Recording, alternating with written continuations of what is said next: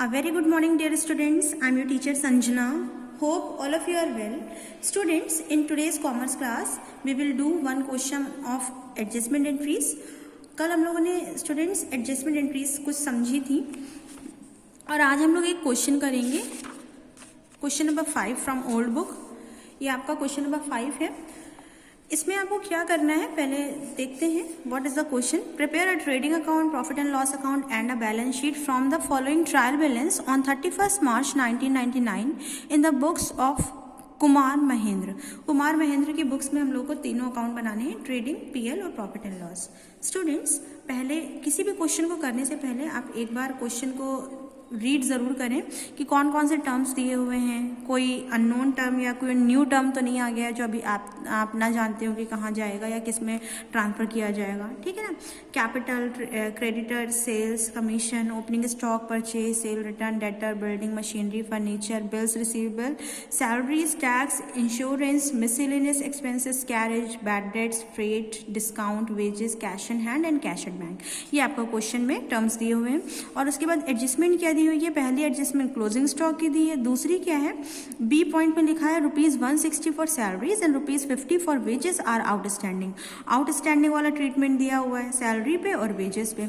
और C point में क्या लिखा हुआ है? Provide depreciation on building at the rate of 5% and on machinery at the rate of 10%। और हमें थर्ड पॉइंट में डेप्रिसिएशन लगाना है बिल्डिंग और मशीनरी पे। ओके स्टूडेंट्स, तो हम लोग क्वेश्चन स्टार्ट करते हैं। पहले हम लोग क्या बनाएंगे? ट्रेडिंग बनाएंगे। और ट्रेडिंग में सबसे पहले हमने ओपनिंग स्टॉक लिखा है, 2100 का है। इसके बाद ये देखिए आपका ओपनिंग स्टॉक लिखा है 2100 का, ये मैंने सबसे पहले डाला है। फिर परचेज डाला है, परचेज आपका कितना है? 8250। ठीक है। उसके बाद आपका कैरेज ऑन परचेज, ये कैरेज जो दिया हुआ है वो ऑन परचेज लिखा हुआ है। देखिए कैरेज, वैसे तो कैरेज सिर्फ कैरेज होता है तो उसे हम लोग ट्रेडिंग में ही डालते हैं, लेकिन जब ऑन सेल लिख देते हैं कभी कभी ब्रैकेट में तो प्रॉफिट लॉस में जाता है, और ऑन परचेज होता है तो भी ट्रेडिंग में जाता है। सिर्फ कैरेज होगा तो ट्रेडिंग में, कैरेज ऑन परचेज होगा तो भी ट्रेडिंग में, लेकिन ऑन सेल होगा तो प्रॉफिट एंड लॉस में जाएगा। तो मैंने कैरेज को लिख दिया है। फिर वेजेस है, वेजेस हमारी कितने रुपीज़ है? 500। अब आपने ये देखा कि 500 वेजेस के अलावा यहाँ पे नीचे एक दिया हुआ था कि ₹50 फॉर वेजेस आर आउटस्टैंडिंग। अब यहाँ से हमारी एडजस्टमेंट शुरू होती है। इसमें वेजेस में हमारा आउटस्टैंडिंग यानी देना बाकी है इसी साल का, तो हम उसको उसमें ऐड करके दिखाएंगे। आउटस्टैंडिंग एक्सपेंसेस को ऐड किया जाता है तो ऐड कर दिया मैंने।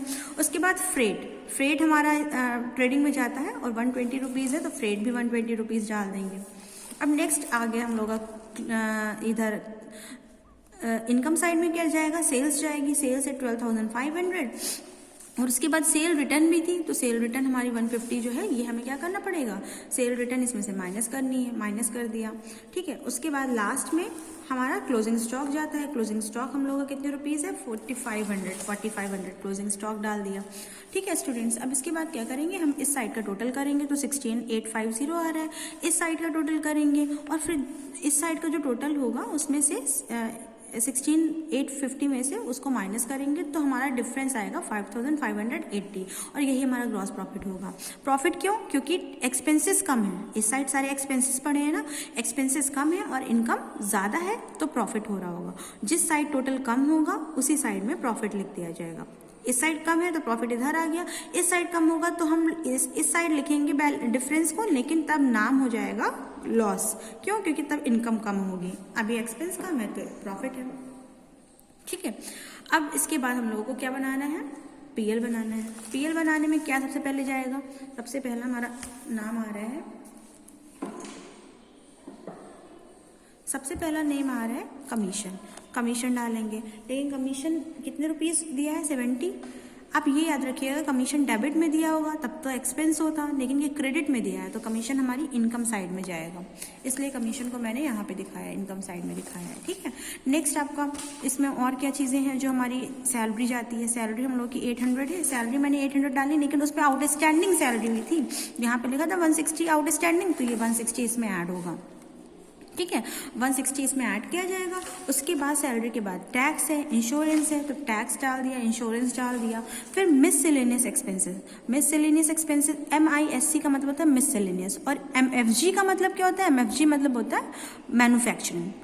MFG होता है तो ट्रेडिंग में जाता है, लेकिन मिससेलेनियस एक्सपेंसेस यानी मिले जुले खर्चे, और ये जो मिले जुले खर्चे होते हैं इनके प्रॉफिट एंड लॉस में जाते हैं, कंपनीज के होते हैं और ऑफिस से रिलेटेड मान के इसको हम लोग प्रॉफिट एंड लॉस में डालते हैं।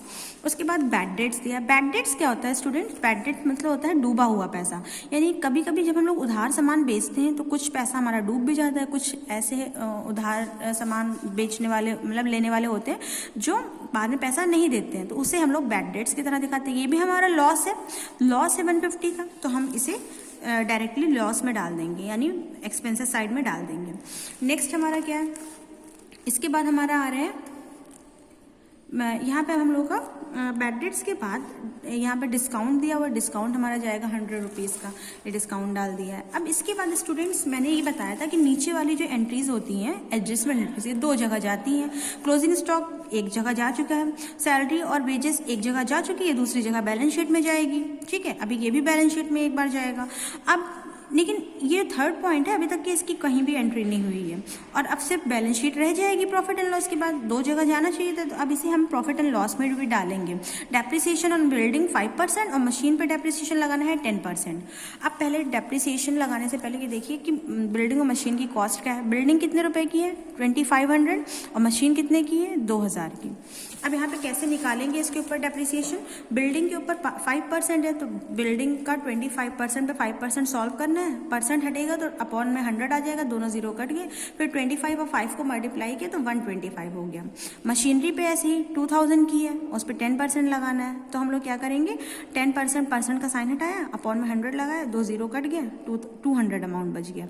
अब हम लोग लास्ट में क्या लिख देंगे, टू डेप्रिसिएशन ऑन, किसके ऊपर? बिल्डिंग के ऊपर और मशीन के ऊपर। अब दोनों का डेप्रिसिएशन हम लोगों ने लिख दिया और उसके बाद इस साइड का टोटल किया है और इस साइड का टोटल किया। इस साइड का टोटल कितना आ रहा है 5650, और जब इस साइड का टोटल आप करेंगे सबका तो आएगा 1985, फिर दोनों को माइनस किया है तो 3665 आ रहा है। यही हमारा नेट प्रॉफिट है 3665, जो हम लोग कहाँ ट्रांसफर करेंगे? कैपिटल अकाउंट में।